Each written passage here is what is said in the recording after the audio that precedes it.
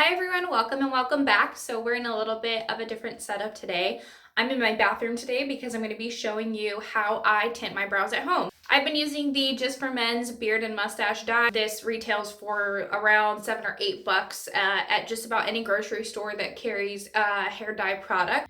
And the cool thing about this is that it's safe to use on your skin and on your face. It's also incredibly inexpensive. I've been using this same tube for 6 months to a year and it's not even halfway empty. So you need such a tiny amount of this product that it makes it really cost effective to do this at home. Just a one-time purchase of like $8 and it gets you countless applications. So if you're interested in seeing how I tint my brows at home for basically free, you're in the right place. Just keep watching.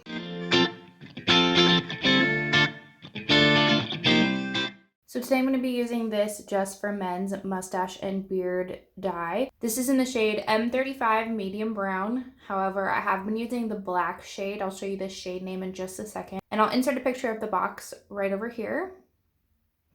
So I have a couple different shades of this product. I have the M35 brown color and then I have the M60 black. In each box comes a color developer, a color base, a coloring tray, and then it also comes with this little brush right here, which I've actually thrown away. I've just found that other applicators work a lot better if you're using this for your brows. So I am going to be using that M60 black shade, and I'm going to be using this with the Anastasia Beverly Hills brush number 12. I used to use this for my brows and I just don't use it anymore, so it's been retired to my brow routine. All right, now we're a little bit zoomed in. As you can see, my tray is pretty dirty. I've been doing this routine for probably at least a year or so, using the same tray and the same kit, except for purchasing a different shade after I dyed my hair a little bit darker. Basically, you're just gonna mix equal parts of the color developer and the color base. So I like to start with the color base because it's a bit more of a gel. It's a little bit harder to control how much you get. And then the color developer is a cream. And I don't really do anything fancy here. I literally just use the brush to mix it. Mix it pretty well. And then now I'm going to flip the camera around and we are going to put this on my brows and I'll show you how I do that. All right, I've mixed all my products and I'm ready to go with the application. I've already plucked and trimmed my brows. Something else that I really like to do when I'm doing this before I go in with the actual dye is to take an eyebrow razor and really get the peach fuzz off around my brows. And what this does is it prevents the dye from clinging to those little hairs and coloring outside the lens essentially.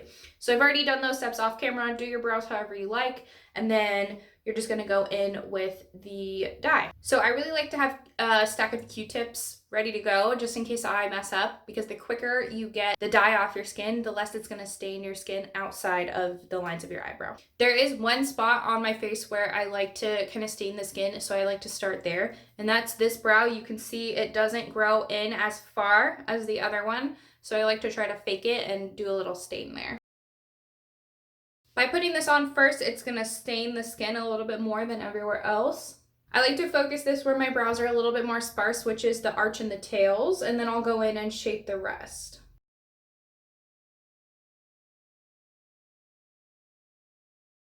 Now, unless you have an incredibly steady hand, you are gonna get outside the lines a little bit or get kind of a wonky shape in some areas. So this is why I like to keep those Q-tips close by. Just go right in, wipe it off,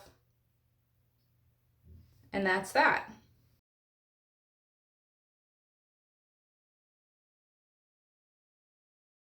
So again, start with the more sparse areas and then fill in any other area. I did the arch and the tail first, came in and did the inner corner, and then went through the middle of my brow. And that's so that we're making sure that the more sparse areas have a little bit more developing time.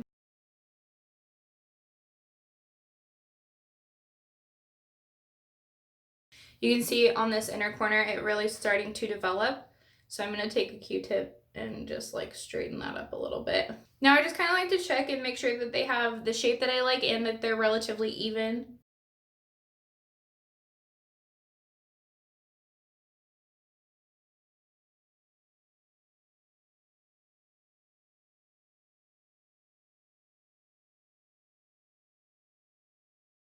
Now with this black shade, I will say it develops really, really fast, and because it's such a dark color and my skin is so fair, I don't leave it on very long. I was using the brown dye, which is a little bit easier to handle because it doesn't darken as fast and it doesn't get as dark if you have pale skin. It's not going to stain your skin as much. But the shade was just a little bit too warm. So once I went with a more cool, dark black color in my hair, I switched to using the black just to avoid having really lighter, warm eyebrows and like the dark hair. And my favorite method for removal, so that I'm not rinsing this into my eyes, is just to use a makeup wipe. These are the Petal Fresh Renewing Blueberry and Lemon makeup wipes.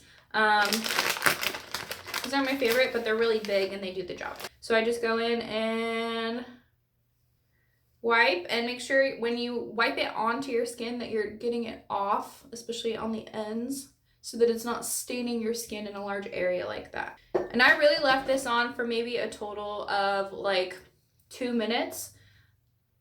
And that's just my preference. You can leave it on longer or shorter, whatever suits you, whatever suits your hair color and your skin tone. If you go in with this product like you are actually filling in your brows, you get the shape you really like, you can leave this on your skin for like 10 minutes and it will stain your eyebrows on, kind of in the way of microblading would. It's not what I like to do, but I have seen other people on YouTube do that and it works great and looks really good on their facial structure. So I like to keep my brows pretty natural. So you can see all the brow hairs are tinted. It's just giving them a little bit more shape. So this is the finished look. This is how I get my super inexpensive, super easy, super quick tinted brows at home. I do this about every 2 weeks. I've heard other people say that it lasts them a couple of weeks. I don't know if it's the products that I use on my skin or how quickly I wash my face after I tint them, but this lasts about 2 weeks. If I want to keep them nice and fresh and dark, I can do it once a week and without it looking crazy. But just as normal maintenance, about every 2 weeks works great for me. And there you have it. So this is the finished look. If you liked today's video or videos like this, please give me a like or subscribe, or don't. I'm not your real mom. Thanks so much for watching, guys. I'll see you next time.